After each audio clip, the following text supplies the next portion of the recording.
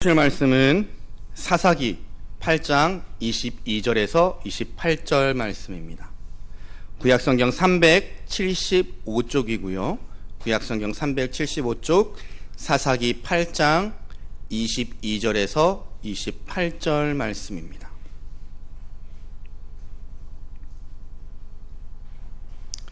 사사기 8장 22절에서 28절 말씀 우리 함께 읽어보겠습니다.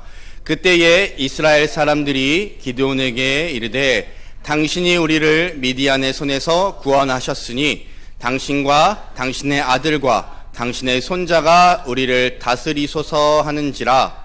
기드온이 그들에게 이르되 내가 너희를 다스리지 아니하겠고 나의 아들도 너희를 다스리지 아니할 것이요 여호와께서 너희를 다스리시리라 하니라. 기드온이 또 그들에게 이르되 내가 너희에게 요청할 일이 있으니 너희는 각기 탈취한 귀고리를 내게 줄지니라 하였으니 이는 그들이 이스마엘 사람들이므로 금 귀고리가 있었음이라. 무리가 대답하되 우리가 즐거이 드리리이다 하고 겉옷을 펴고 각기 탈취한 귀고리를 그 가운데에 던지니 기드온이 요청한 금 귀고리의 무게가 금 1700세겔이요 그 외에 또 초승달 장식들과 폐물과 미디안 왕들이 입었던 자색 의복과 또 그 외에 그들의 낙타 무게에 둘렀던 사슬이 있었더라. 기드온이 그 금으로 에봇 하나를 만들어 자기의 성읍 오브라에 두었더니 온 이스라엘이 그것을 음란하게 위함으로 그것이 기드온과 그의 집에 올무가 되니라. 미디안이 이스라엘 자손 앞에 복종하여 다시는 그 머리를 들지 못하였으므로 기드온이 사는 40년 동안 그 땅이 평온하였더라. 아멘. 할렐루야. 하나님의 은혜와 복이 오늘도 주님 앞에 예배하러 나온 우리 사랑하는 성도님들의 삶 속에, 가정 속에 늘 충만하기를 축원합니다. 우리 교회 2019년도 표어가 웃는 교회입니다. 우리 앞뒤 좌우분들 보시며 한번 웃어보겠습니다.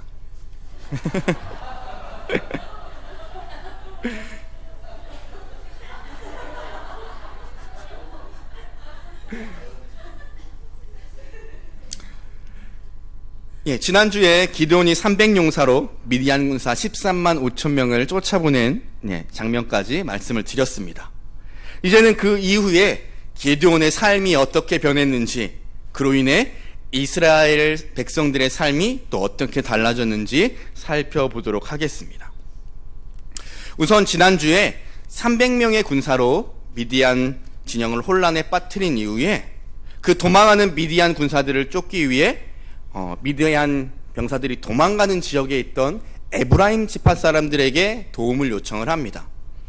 그 요청을 받은 에브라임 지파 사람들이 요단강 나루터랑 수로를 점령을 하고 미디안 사람들을 무찌릅니다. 그런데 거기서 용케 미디안의 왕 세바와 살문나가 빠져나갑니다. 그래서 요단 강가에서 미디안의 두 방백 오웹과 스렙을 잡아서 기드온에게 에브라임 지파 사람들이 찾아왔습니다. 그런데 이상하게도 에브라임 사람들은 기드온에게 원망의 말을 하기 시작을 합니다. 8장 1절 말씀입니다. 함께 읽겠습니다. 에브라임 사람들이 기드온에게 이르되 내가 미디안과 싸우러 갈 때에 우리를 부르지 아니하였으니 우리가 이같이 대적함은 어찌 됨이냐 하고 그와 크게 다투는지라. 8장 1절에 보니 기드온과 에브라임 지파 사이에 다툼이 일어났습니다. 그것도 크게 다투었다라고 성경은 이야기합니다. 왜 에브라임 지파 사람들이 적군을 무찌른 기드온을 찾아와서 크게 다툼을 일으켰을까요? 그 이유는 조금 전에 읽은 말씀에 나온 것처럼 미디안과 싸우러 갈 때 처음부터 자신들을 부르지 않았기 때문입니다. 그렇다면 왜 에브라임 지파는 처음부터 전쟁하러 갈 때 부르지 않았다라는 그 이유로 화가 났을까요? 지난주에 제가 기억해 달라고 말했던 게 두 가지 있는데요. 그 중에 하나가 기드온이 어느 지파 사람이었는지 기억나십니까? 예, 어디서 답이 나왔네요. 예, 므낫세 지파 사람입니다. 그러면 에브라임은 누구죠? 예, 므낫세의 동생입니다. 에브라임은 므낫세의 동생임에도 불구하고 할아버지 야곱에게 장자의 축복을 받았습니다. 므낫세가 장자임을 알고도 므낫세에게 장자의 축복을 해달라는 요셉의 요청에도 불구하고 에브라임에게 장자의 축복을 해줍니다. 창세기 48장에 그 이야기가 나오는데요. 그 이야기의 뒤에 이어서 48장 20절 하반절에 이렇게 이야기가 나옵니다. 읽어보겠습니다. 하나님이 내게 에브라임 같고 므낫세 같게 하시리라 하며 에브라임을 므낫세보다 앞세웠더라. 예. 할아버지 야곱은 에브라임을 므낫세보다 앞세웁니다. 그러니 에브라임은 자신의 형 므낫세보다 우월하다라는 그런 마음들을 갖게 되었을 겁니다. 특히 이 에브라임 지파는요, 이스라엘 백성들이 가나안 땅을 정복하던 그 정복 시대에 지도자였던 여호수아를 배출한 지파가 에브라임 지파입니다.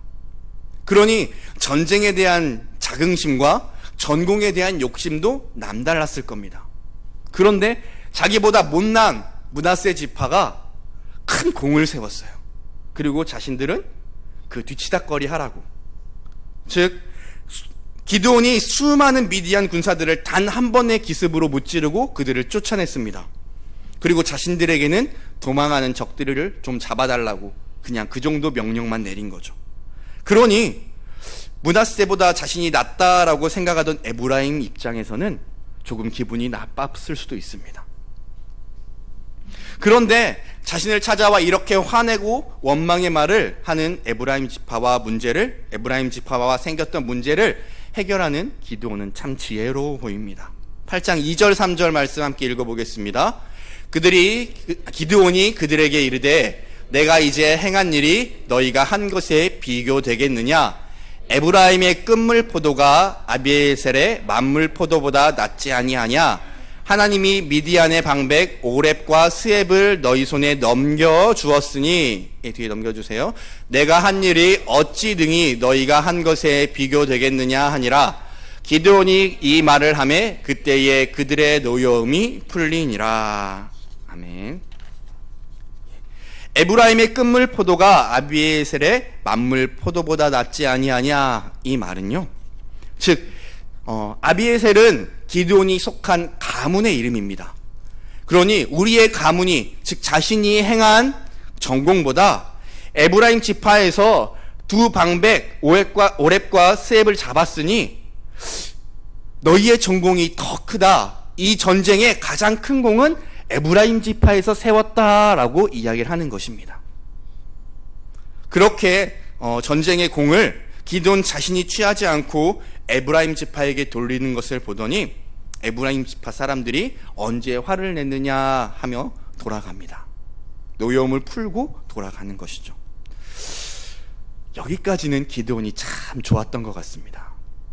그런데 이제부터 기드온의 달라진 모습들이 조금씩 보여집니다.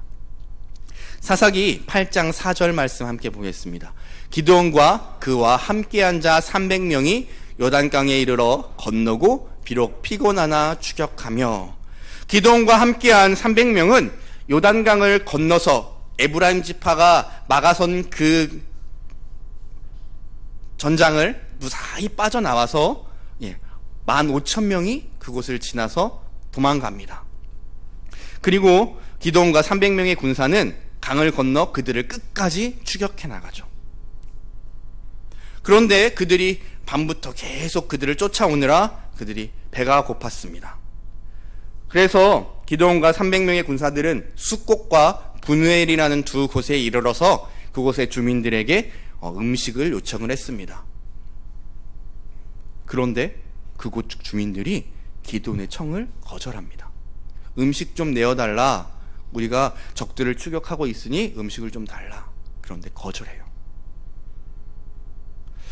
그런데 이 숫곡과 분우엘이라는 곳이 어딘지 성경에서 찾아보면요, 요단 동쪽편에 갓지파가 살고 있던 지역입니다. 갓지파가 분배받은 땅에 그것도 중앙 지역이에요. 그러니 숫곳과 분우엘의 사람들은 가나안에서 쫓아내지 않은 이방 민족이라기보다는 갓지파 사람들이었다고 보는 것이 더 타당성이 있어 보입니다. 그러면 더 이상하죠. 같은 민족이 와가지고 적군을 쫓고 있으니 좀 음식 좀 줘서 우리가 힘내서 그들을 계속 쫓아가게 도와달라, 이런 요청인데 거절합니다. 왜 같은 이스라엘 민족에게 도움을 주지 않았을까요? 8장 10절에 그 근거가 나옵니다. 함께 읽어봅니다. 이때에 세바와 살문나가 갈골에 있는데 동방 사람의 모든 군대 중에 칼든 자 12만 명이 죽었고 그 남은 15,000명가량은 그들을 따라와서 거기에 있더라. 13만 5천 명 중에 요단강을 건너기 전에 12만 명이 죽었고요. 이제 15,000명이 미디안의 두 왕 세바와 살문나를 호위하며 도망가고 있습니다. 그런데 기드온은 지금 몇 명과 함께 추격하고 있죠? 300명. 병력이 50배 차이가 납니다. 한 사람이 50명씩 죽여야 이길 수 있는 전쟁이에요. 괜히 기드온을 도와줬다가 기드온이 지면요, 자신들은 미디안의 엄청난 보복을 받게 됩니다. 이미 7년간 고통을 받았습니다. 그 고통에 견디다 못해 하나님께 부르짖죠. 그런 상황에서 미디안에게 밉보이면요, 그 이후에는 아마 견딜 수 없는, 지금보다 더 어려운 상황에 처할 것이 자명하니 기드온의 요청을 거절했습니다. 조금 전에 15,000명이 우르르 지나갔습니다. 그런데 300명이 와가지고 우리가 저 15,000명 다 때려잡을 거니까 우리에게 좀 음식을 좀 줘라. 현실적으로 납득이 좀 가십니까? 아마 길라산에서 벌어진 전쟁에 대한 소문을 아직 못 들었을 겁니다. 그냥 도망가는 적들을 보고 쫓아온 300명만 봤습니다. 그렇게 생각했을 때 숫곳과 분우엘의 사람들은 현실적인 선택을 했다고 볼 수밖에 없습니다. 그런데 결국 이 일로, 기드온의 청을 거절한 일로 숫곳과 분우엘 사람들은 승리하고 돌아오는 기드온에 의해서 죽임을 당합니다. 아무리 자신들을 도와주지 않았다 하더라도 같은 민족인 사람을 죽일 수 있었을까요? 그럼에도 불구하고 기드온은 그들을 잔인하게 죽입니다. 승리자라면 좀 아량을 베풀어 주기도 하지 않았을까요? 그것도 기드온 자신의 힘이 아니라 하나님의 도움으로 얻은 승리라면 숫곳과 분우엘의 사람에 대한 심판도 하나님께 맡겼어야죠. 이게 옳은 선택입니다. 그런데 기드온은요, 자신이 재판관이 되어서 숫곳과 분우엘 사람들을, 하나님의 백성인 그들을 무참히 죽입니다. 여기서부터 기드온이 잘못되어 가고 있습니다. 그리고 나서 이제 이스라엘 백성들이 기드온에게 왕이 되어달라는 장면이 나옵니다. 오늘 말씀의 핵심입니다. 우리 오늘 본문 22절 말씀 다시 읽어보겠습니다. 그때에 이스라엘 사람들이 기드온에게 이르되 당신이 우리를 미디안의 손에서 구원하셨으니 당신과 당신의 아들과 당신의 손자가 우리를 다스리소서 하는지라. 이스라엘 백성들은 자주 이민족들에게 침략을 받았습니다. 그 이유는 이스라엘 백성들이 하나님을 멀리하고 이방 신들을 섬기며 타락했기 때문입니다. 그래서 하나님이 징벌하는 방법으로 이방 민족을 통해 이스라엘 민족에게 어려움을 주셨습니다. 그런데 이스라엘 사람들은 그것을 깨닫지 못하고요, 자신들이 침략당하는 이유가 왕이 없어서라고 생각했습니다. 본문에도 기드온에게 원하는 것은 우리를 다스리소서, 우리의 왕이 되어 주옵소서라고 기드온에게 요청하고 있습니다. 그 이유는 당신이 우리를 미디안에서 구원하셨기 때문입니다 라고 설명합니다. 그 전쟁에서 승리를 주신 분은 하나님이십니다. 300명의 군사로 미디안 진영을 기습할 때도 그랬고요. 300명으로 15,000명이 호위하고 있는 세바와 살문나를 잡을 때도 그랬습니다. 이 승리는 도저히 승리할 수 없는 전쟁이지만 하나님께서 은혜로 승리케 해 주셨습니다. 그런데 이스라엘 백성들은요, 그것을 하나님의 은혜로, 하나님의 능력으로 깨닫지 못하고 자신들을 구원한 자가 기드온이라 이야기합니다. 선지자를 보내 이스라엘의 잘못을 선포했을 때도 이스라엘 백성들은 자신의 잘못을 깨닫지 못했던 그런 영적 침체기를 보내고 있었던 이들은 하나님의 놀라우신 기적을 보고도 하나님의 능력임을 깨닫지 못하고 하나님의 도구로 쓰임받았던 기드온이 자신들을 구원한 것으로 알고 자신들의 왕이 되어달라고 요청합니다. 그런데 기드온은요, 그 요청을 바로 거절합니다. 23절 읽어볼까요? 기드온이 그들에게 이르되 내가 너희를 다스리지 아니하겠고 나의 아들도 너희를 다스리지 아니할 것이요 여호와께서 너희를 다스리시리라 하니라. 얼핏 보면 괜찮아 보입니다. 그렇지 않습니까? 내가 아니라 나는 왕이 될 수 없다. 하나님께서 너희를 다스리실 것이다 라고 말하는 기드온은 괜찮은 사람처럼 보입니다. 그런데 좀 더 자세히 보셔야 됩니다. 앞에서 살펴본 22절 말씀 다시 띄워주실래요? 22절 말씀을 보면 이 말씀을 요약하면요, 이렇습니다. 당신이 우리를 구원하셨으니 당신의 집안 대대로 우리의 왕이 되어 주십시오. 맞나요? 당신이 우리를 구원했으니 당신의 집안 대대로 우리의 왕이 되어 우리를 다스려 주옵소서. 맞나요? 예. 그러면 그 요청을 거절할 거면 이렇게 답이 나와야 됩니다. 우리를 미디안 손에서 구원하신 것은 하나님이시니 우리를 여호와께서 다스릴 것이니라. 그런데 23절과 뭐가 다르죠? 23절 다시 보여주실래요? 기드온이 그들에게 이르되 내가 너희를 다스리지 아니하겠고 나의 아들도 너희를 다스리지 아니할 것이요 여호와께서 너희를 다스리시리라. 발견하셨나요? 뭐가 다른지? 미디안에서 손에서 이스라엘을 구원한 자가 자신이 맞다라는 얘기입니다. 22절에서 분명히 당신이 우리를 미디안의 손에서 구원하셨으니 라고 얘기를 하면 우리를 미디안의 손에서 구원하신 것은 내가 아니라 하나님 여호와시다라고 밝혀야죠. 그런데 안 밝힙니다. 그저 그냥 왕이 되는 것만 거절하는 거예요. 그래서 왕이 되는 것은 거절하지만 이 전쟁의 승리는 나로 인한 것이니 너희들이 가진 전리품을 내게 다 내놓아라. 24절에 그렇게 요구합니다. 24절 상반절입니다. 기드온이 또 그들에게 이르되 내가 너희에게 요청할 일이 있으니 너희는 각기 탈취한 귀고리를 내게 줄지니라. 그렇게 거둔 전리품의 내용들이 26절에 나와 있습니다. 함께 보겠습니다. 기드온이 요청한 금 귀고리의 무게가 금 1700세겔이요 그 외에 또 초승달 장식들과 폐물과 미디안 왕들이 입었던 자색 의복과 또 그 외에 그들의 낙타목에 둘렀던 사슬이 있었더라.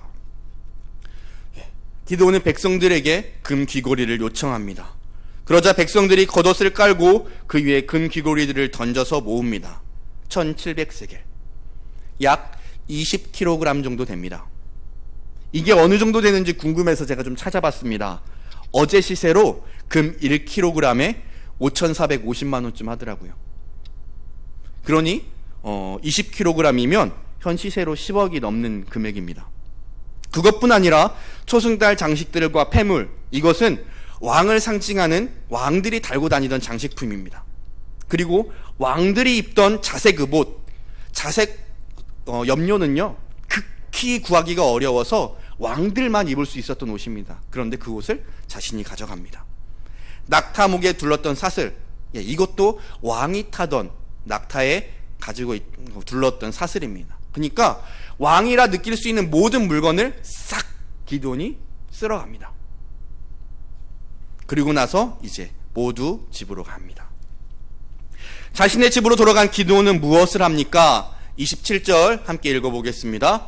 기드온이 그 금으로 에봇 하나를 만들어 자기의 성읍 오브라에 두었더니 온 이스라엘이 그것을 음란하게 위함으로 그것이 기드온과 그의 집에 올무가 되니라. 기드온은 금 귀걸이를 모아서 가지고 와서 그것을 녹여 금 에봇을 만듭니다. 여기서 말하는 에봇이란 구약시대에 대제사장이 하나님 앞에 나아갈 때 입던 옷입니다. 이처럼 대제사장만이 특별하게 가질 수 있었던 에봇을 금으로 만들어 자기가 살던 성읍 오브라에 둡니다.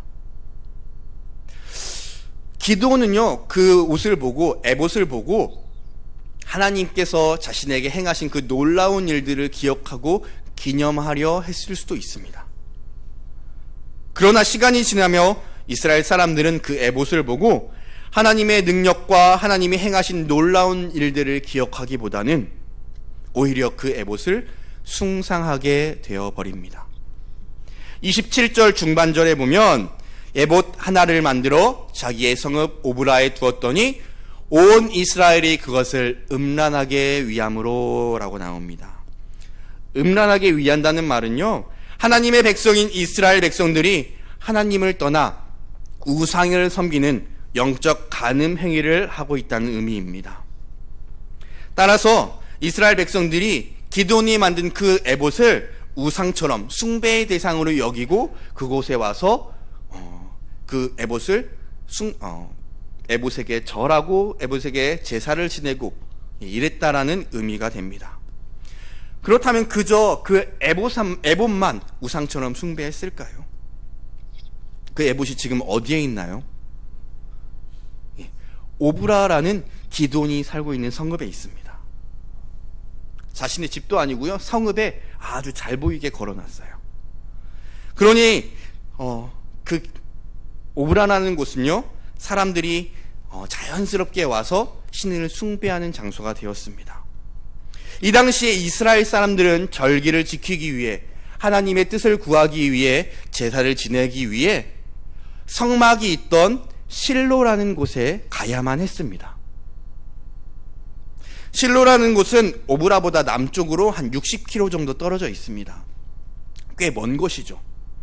그러니 실로보다 가까운 곳에 제사를 드릴 제단이 이미 쌓여져 있습니다.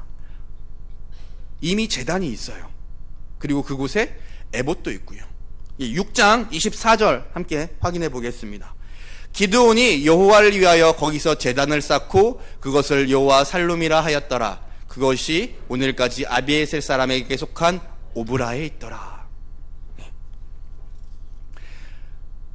기드온이 부름을 받고, 기드온이 여호와의 사자에게 부름을 받고 그것을 확인차 여호와의 사자에게 제물을 가져다 드렸더니 불이 나와 그것을 사르죠. 그리고 나서 그곳에 기드온이 제단을 하나 쌓습니다. 그리고 그 제단의 이름을 여호와 샬롬이라 불렀고요. 이 제단이 오브라에 지금도 있습니다. 그러니 제단이 있고 제사를 집례할 때 대제사장이 입던 에봇도 금으로 만들어져서 아름답게 걸려져 있습니다. 그러니 북쪽에 살던 이스라엘 사람들은 굳이 성막이 있는 실로까지 가지 않고 그저 가까운 오브라에 모여서 제사를 드리기 시작한 것입니다.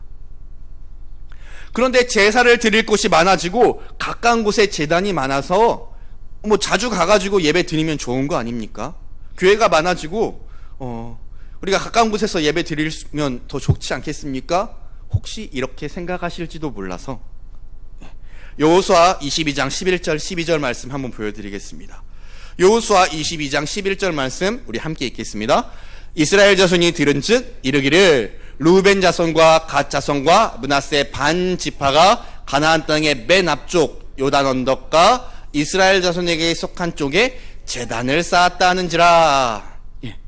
요단 동쪽 편의 땅을 분배받은 세 지파, 루벤, 갓, 므낫세 반 지파, 이 세 지파 사람들이 모여서 요단강 가까이에, 그러니까 요단강 서쪽에 있는 사람들이 보일 수 있는 곳에 커다란 제단 하나를 쌓습니다. 이 이야기를 서쪽에 살던 이스라엘 지파 사람들이 들었겠죠. 그 이야기를 들은 이스라엘 지파 사람들이 어떻게 반응하는지 12절 말씀 보겠습니다. 이스라엘 자손이 이를 듣자 곧 이스라엘 자손의 온 회중이 실로에 모여서 그들과 싸우러 가려 하니라. 그 이야기를 들은 모든 이스라엘 백성들이 모여서 전쟁을 해야겠답니다. 제단을 하나 쌓았다는 이유로 전쟁을 해야겠대요. 하나님께서는 성막이 있는 실로에 와서 그들이 예배하기를 원하셨습니다. 그게 이스라엘에게 정해진 법입니다. 그런데 그들이 다른 곳에 제단을 쌓고 예배드리려는 모습을 보이자 나머지 이스라엘 백성들이 모여서 그들과 전쟁을 하려 합니다.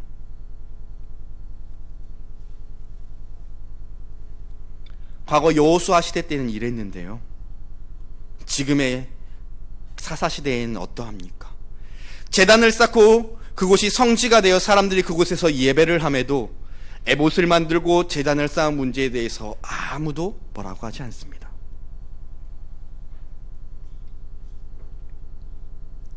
기드온이 의도하진 않았겠지만요, 이스라엘 백성들로 하여금 그 에봇을 만든 일은 이스라엘 백성들이 실로에 가는 것을 방해하게 되었고요, 대제사장이 아닌 자신이 하나님의 뜻을 중재하는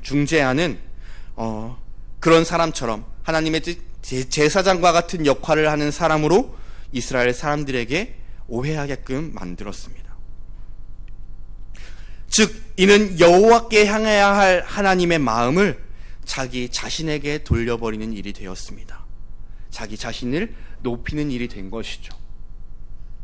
성경에 정확히 기록하고 있지는 않지만 기드온은 앞에서 이야기한 것들로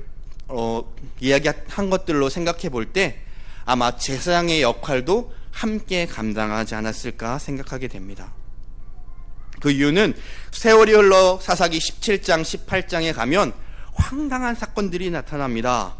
사사기 17장 5절에 보면요, 이렇게 써 있습니다. 그 사람 미가에게 신당이 있으므로 그가 에봇과 드라빔을 만들고 한 아들을 세워 그의 제사장으로 삼았더라. 미가라는 사람은 에브라임 지파 사람입니다. 근데 그가 에봇을 만듭니다. 그리고 드라빔을 만들죠. 에봇은 아까 말씀드렸죠, 대제사장이 입는 옷입니다. 드라빔은요, 자기 집에 이렇게 세워놓을 만한 우상이라고 생각하시면 좋을 것 같습니다.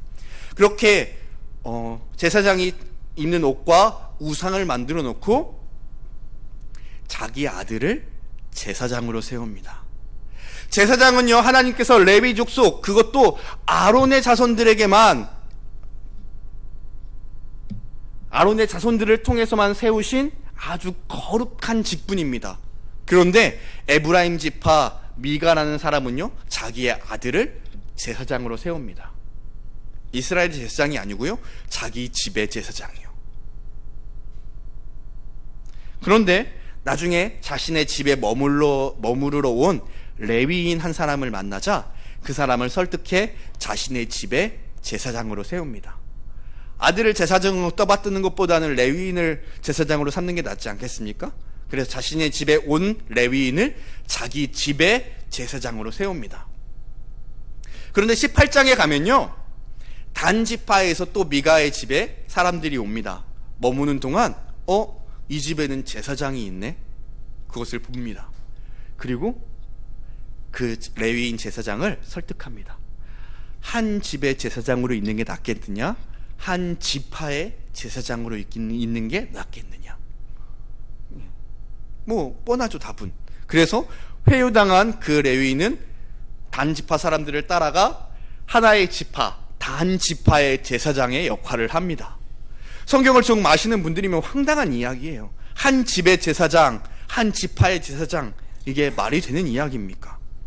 과거 제단 하나를 쌓는 문제로 인해서 전쟁을 일으키려 했던 이스라엘 백성들과 너무 다른 신앙의 모습들, 타락해버린 신앙의 모습들, 혼란해진 신앙 제사의 모습들, 이러한 모습들이 보여집니다. 이와 같이 기드온이 금 에봇을 만드는 이 행위는 이스라엘 민족들에게 신앙생활의 커다란 혼란을 야기시켰습니다.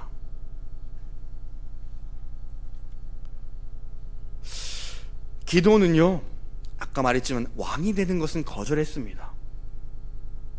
그렇다면 정말 왕이 아니라 평범한 한 백성처럼 살았을까요? 오늘 본문 바로 뒤에 나오는 8장 30절 함께 보겠습니다. 기드온이 아내가 많음으로 그의 몸에서 낳은 아들이 70명이었고, 기드온의 아내가 정확히 몇 명인지는 모르겠습니다. 그런데 31절 그의 첩이 낳은 아들 아비멜렉까지 아들만 71명입니다. 딸까지 하면 100명이 넘겠죠. 이게 평범한 삶을 살아가는 한 사람으로서 가능한 일일까요? 역대상 3장에 보면 비교할 사람이 필요하니까요. 역대상 3장에 보면 다윗이 나옵니다. 이스라엘 왕 중에서 최고라고 꼽히는 다윗 왕이 나옵니다. 다윗 왕의 아들들이 쭉 역대상 3장에 기록이 되는데요. 정리를 해드릴게요. 이름이 밝혀진 아내가 8명입니다. 그리고 이름이 밝혀지지 않은 부인들이라고 나와요. 그러니 최소 10명 이상입니다. 이 10명 이상의 아내에게서 낳은 자녀가 18명이에요. 예. 그리고 첩들에게서 낳은 아들들이 있었는데 정확히 몇 명이라고 밝히고 있진 않습니다. 그런데 10명의 이상이 되는 부인들에게서 낳은 아들이 18명이에요. 그러면 아들이 71명이 있으려면 부인이 몇 명이 있었어야 할까요? 예, 다시 말해 기드온은 아들수로 봤을 때 다윗보다 더 왕같은 삶을 살았던 사람으로 추측해 볼 수 있습니다. 왜냐하면 또 사극 얘기가 나오는데요. 사극에 보면 권력을 얻으려면 결혼을 합니다. 예, 정략 결혼을 하죠. 권력이 있는 사람에게 자신의 딸을 시집 보냅니다. 그러면 나는 그 집안의 힘을 얻게 되는 거죠. 그런 것처럼 왕과 같은 권력을 가지고 있었던 기드온에게 수많은 사람들이 혼인 요청을 하므로 기드온은 세력을 더욱 넓혀가고 부와 병성을 쌓아갔을 것입니다. 그리하여 결국 기드온은 왕이 되기를 거절했지만 실상은 왕처럼 제사장처럼 살았다 볼 수 있습니다.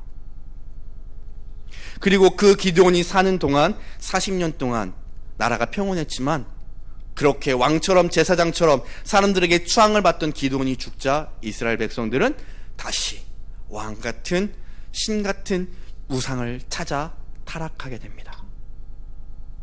예, 사사기는 이런 역사의 반복이죠. 또 기드온이 왕처럼 살았을 것이다 라는 것을 보여주는 아주 중요한 사건은요, 기드온의 아들 아비멜렉 때문입니다. 사사기 9장에는 기드온의 아들 아비멜렉 이야기가 나오는데요.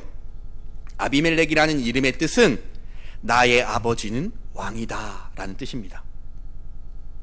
기드온이 아비멜렉에게 이름을 주어줄 때 너의 아버지 나 기드온은 왕이야 라고 이름을 지어주진 않았을 것 같아요.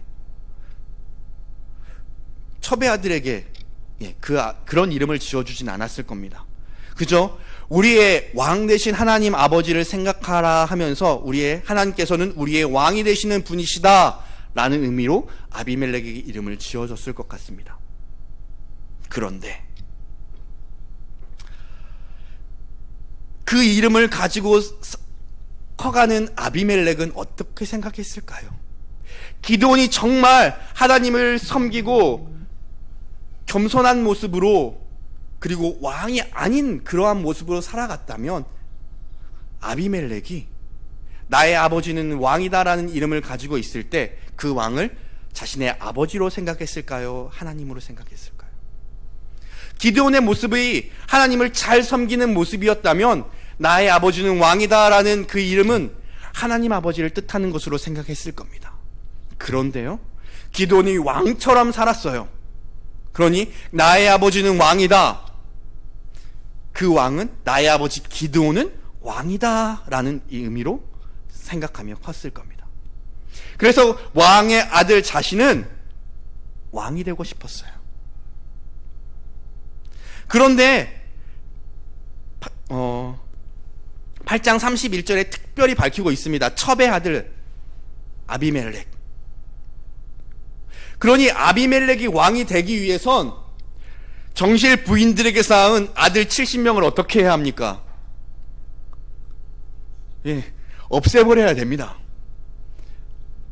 그래서 9장에 그 장면들이 나와요. 세겜 사람들과 자신 출신, 자신의 살았던 동네, 자신의 출신 세겜 사람들을 불러 모아서 그들을 설득하고 그들에게서 돈을 얻고 불량배들을 사가지고 자신 형제들을 불러 모읍니다. 형제들을 한 곳에 불러 모아서 그들 70명을 한 번에 다 죽입니다. 물론 막내 아들은 한 명 살아남습니다. 그렇게 모든 형제들을 죽이고 이제 기드온의 모든 아들들이 죽었으니 이제 기드온을 이을 사람은 나밖에 없다. 세겜 사람들을 선동해서 세겜 사람들로부터 추대를 받아 이스라엘의 왕으로, 비공식적인 왕으로 첫 등극을 합니다. 이스라엘의 초대 왕이요, 사울이 아니고요, 아비멜렉이에요. 3년간 이스라엘을 다스렸습니다. 하나님이 인정한 왕은 아니니까요. 그렇지만 아비멜렉이 3년간 이스라엘을 다스렸어요. 그런데 하나님께서 그런 악한 아비멜렉을 그냥 주실 리가 없죠. 왕이 된 지 3년째 되던 해에 세겜 사람들이 아비멜렉을 배신하고 도망가서 피신하던 중에 한 여인이 던진 맷돌에 머리를 맞아 죽음에 이르게 됩니다. 이렇게 기드온의 가정이 몰락합니다. 지난주에 이어서 지금까지 말씀드린 내용이 성경에 기록된 기드온의 이야기입니다. 5월 가정의 달입니다. 우리가 기드온과 같은 가정이 되면 안 되지 않겠습니까?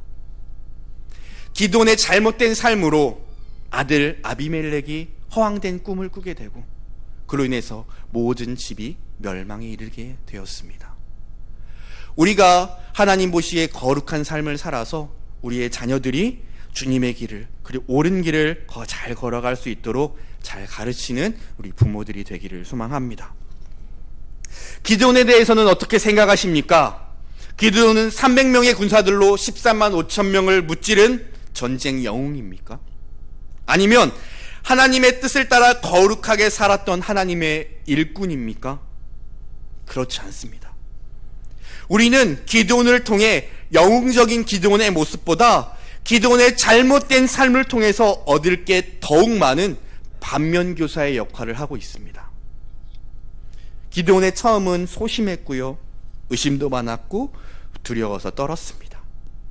하지만 하나님의 도우심과 하나님께서 기드온에게 확신을 주심으로 하나님의 도구로 쓰임받아 미디안을 물리쳤습니다. 그가 그렇게 하나님의 도구로 쓰임받은 후에는요, 안타깝게도 그가 하나님께서 받아야 할 모든 영광을 가로채서 스스로 높아져 왕과 같은 삶을 살았습니다. 그러한 교만한 자로 변해버렸습니다. 혹시 우리에게도 기드온과 같이 하나님의 영광을 가로채는 모습이 있지는 않습니까? 혹시 하나님의 뜻보다 내 생각이 내가 하나님 위에 있으려 하지는 않은지 우리 스스로 돌아보기를 바랍니다. 바울 사도는 고린도전서 10장에서 우리들에게 경고의 말씀을 하고 있습니다. 고린도전서 10장 12절 함께 읽겠습니다. 그런즉 선줄로 생각하는 자는 넘어질까 조심하라. 하나님께서는 기드온처럼 소심하고 의심 많고 두려워 떨떠는 자도 들어서 사용하셨습니다. 이처럼 하나님은 낮은 자를 들어 높이 쓰시고 약한 자를 통하여 강한 자를 부끄럽게 하시는 분이십니다. 그렇기 때문에 하나님께서는 우리도 사용하십니다. 하지만 우리가 하나님의 손에 붙들려 하나님의 놀라운 일들에 쓰임 받았을 때에 혹여나 우리가 그로 인해 교만해진다면 그것은 다시 멸망의 길로 가게 됨을 기억해야 합니다. 그러므로 우리는 그런즉 선줄로 생각하는 자는 넘어질까 조심하라, 이 바울의 경고를 마음에 새기고 항상 겸손한 마음으로 하나님을 위하여 살아가는 모든 성도님들 되시기를 주님의 이름으로 축원합니다.